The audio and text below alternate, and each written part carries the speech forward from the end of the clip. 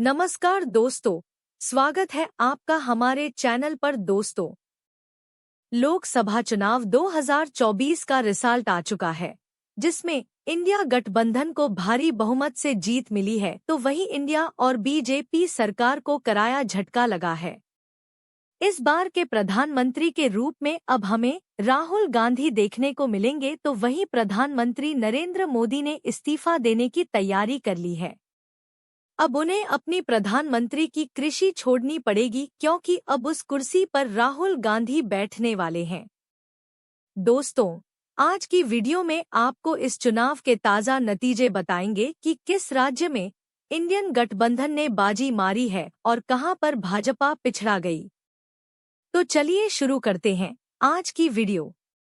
दोस्तों, वीडियो शुरू करने से पहले आपसे विनती है, क्या आप चैनल पर नए हैं तो चैनल को सब्सक्राइब अवश्य करें और वीडियो को एक लाइक भी कर दें। तो चलिए सबसे पहले हम बात करते हैं मध्य प्रदेश राज्य के बारे में।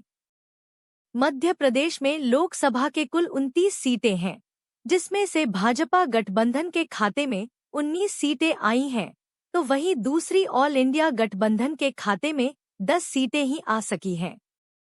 मध्य प्रदेश में बीजेपी पार्टी ने बाजी मार ली है। तो चलिए इसी के साथ अब बात करते हैं राजस्थान राज्य के बारे में। राजस्थान में लोकसभा के कुल 25 सीटें हैं, जिसमें से भाजपा गठबंधन और के खाते में 14 सीटें गई हैं, तो वहीं दूसरी ऑल इंडिया गठबंधन के खाते में मात्र 11 ही सीटें आने का अनुमान है। यहाँ पर भी बीजेपी पार्टी ने इंडिया गठबंधन को हरा दिया है, परंतु यहाँ पर पिछले लोकसभा चुनाव के मुकाबले भाजपा की सीटें काफी कम हुई हैं, क्योंकि पिछले चुनाव में बीजेपी ने राजस्थान में कुल 24 सीटों पर अपना दावा कसा था। तो चलिए इसी के साथ बात करते हैं गुजरात राज्य के बारे में। गुजरात में लोकसभा के कुल 26 सीटें हैं, जिसमें से भाजपा गठबंधन एनडीए के खाते में 20 सीटें आई हैं, तो वहीं दूसरी ओर इंडिया गठबंधन के खाते में मात्र 6 सीटें आई हैं। गुजरात राज्य को बीजेपी पार्टी का गढ़ माना जाता है, क्योंकि हर बार गुजरात में बीजेपी ही जीती है। चलिए इसी तरह हम बात करने जा रहे हैं देश के अगले राज्य कर्नाटक के ओपिनियन पोल के बारे में। कर्नाटक में लोकसभा की कुल 28 सीटें हैं, जिसमें से भाजपा गठबंधन एनडीए के खाते में मात्र 10 ही नहीं आ सकी हैं, तो वहीं दूसरी ओर इंडिया अलायंस कर्नाटक में बाजी मारते हुए दिखाई दे रही है। उनके खाते में कुल 18 सीटें जाते हुए दिखाई दे रही है। यहाँ पर इंडिया गठबंधन ने काफी अच्छा प्रदर्शन करते हुए भाजपा को शिकायत दी है। तो चलिए इसी के साथ अब हम बात करते हैं आंध्र प्रदेश राज्य के बारे में। आंध्र प्रदेश में लोकसभा के कुल 25 सीटें हैं, जिसमें से भाजपा गठबंधन एनडीए के खाते में 8 सीटें जाते हुए दिखाई दे रही है, तो वहीं दूसरी ओर इंडिया गठबंधन के खाते में मात्र 5 ही सीटें आने का अनुमान है। यहाँ पर बीजेपी पार्टी इंडिया गठबंधन से आगे चल रही है, परंतु अन्य पार्टी के खाते में सबसे ज्यादा सीटें 11 सीटें आने का अनुमान लगाया जा रहा है। तो चलिए इसी के साथ हम बात करते हैं देश के दक्षिणी राज्य तमिलनाडु के बारे में। तमिलनाडु में की कुल 39 सीटें हैं, जिसमें से भाजपा गठबंधन जयललिता के खाते में एक भी सीट नहीं आई है। तमिलनाडु में बीजेपी पार्टी का सुखड़ा ही साफ हो गया है। बीजेपी यहां पर अपना खाता तक नहीं खोल पाए हैं, तो वहीं दूसरी ऑल इंडिया गठबंधन के खाते में 39 सीटें जाते हुए दिखाई दे रही हैं।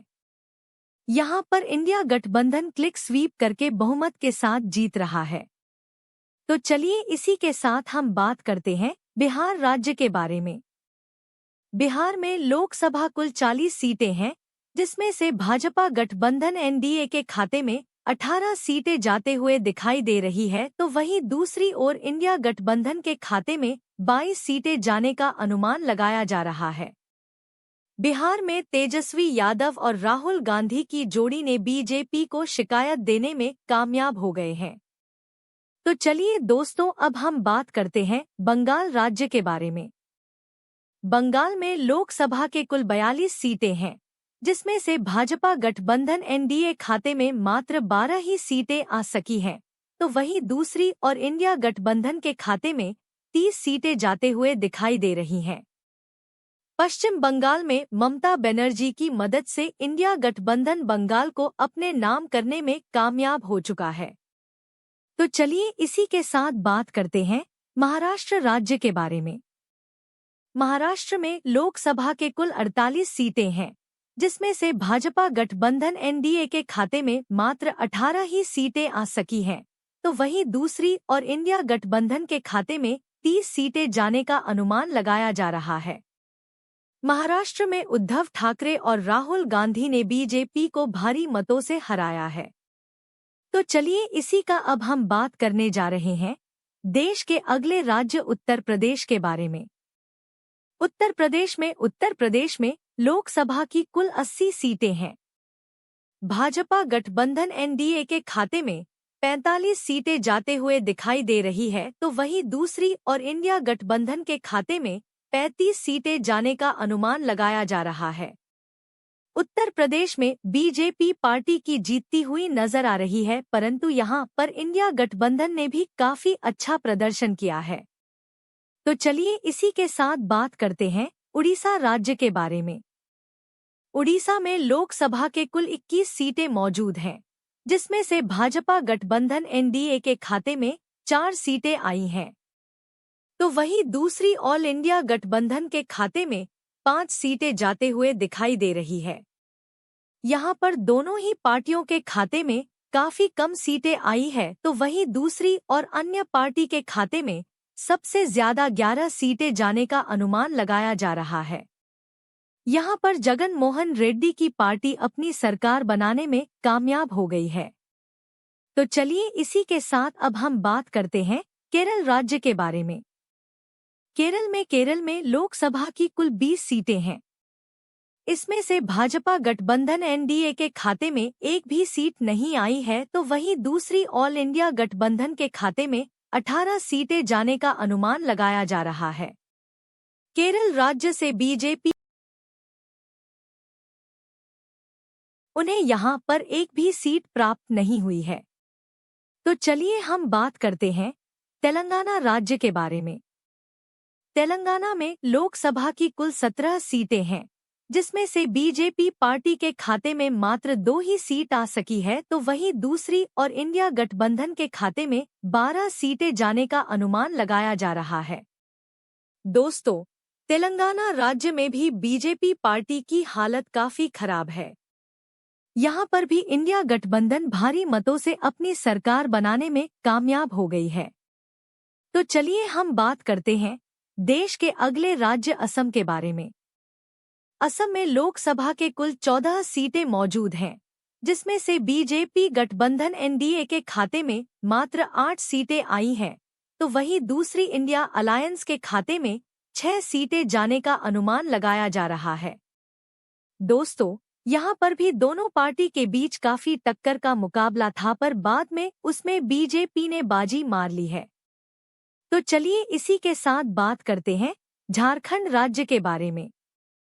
झारखंड में भी लोकसभा की 14 ही सीटें हैं, जिसमें से भाजपा गठबंधन एनडीए के खाते में 4 सीटें आई हैं, तो दूसरी ओर इंडिया गठबंधन के खाते में 9 सीटें जाते हुए दिखाई दे रहे हैं।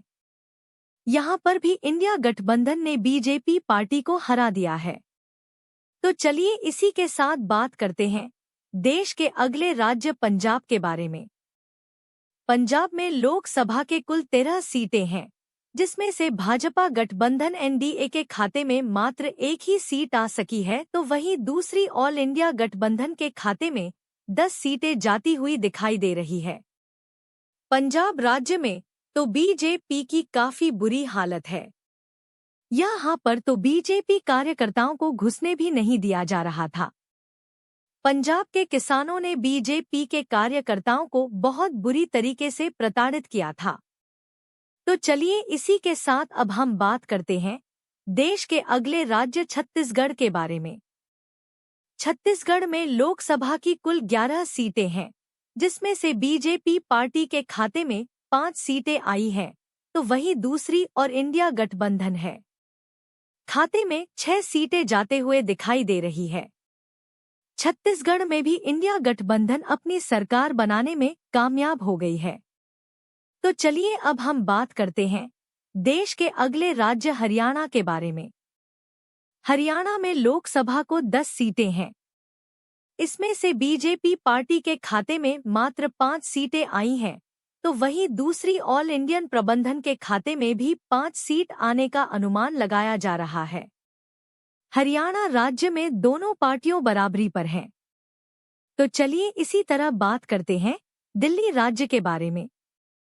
दिल्ली में लोकसभा के कुल 7 सीट हैं, जिसमें से बीजेपी पार्टी के खाते में मात्र 2 ही सीटें आ सकी हैं, तो वहीं दूसरी और इंडिया खाते में 5 सीटें जाती हैं।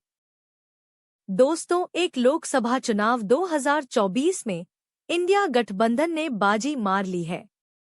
उनके खाते में कुल 294 सीटें आई हैं, तो वही भाजपा गठबंधन एनडीए के खाते में मात्र 212 सीट आ सकू हैं।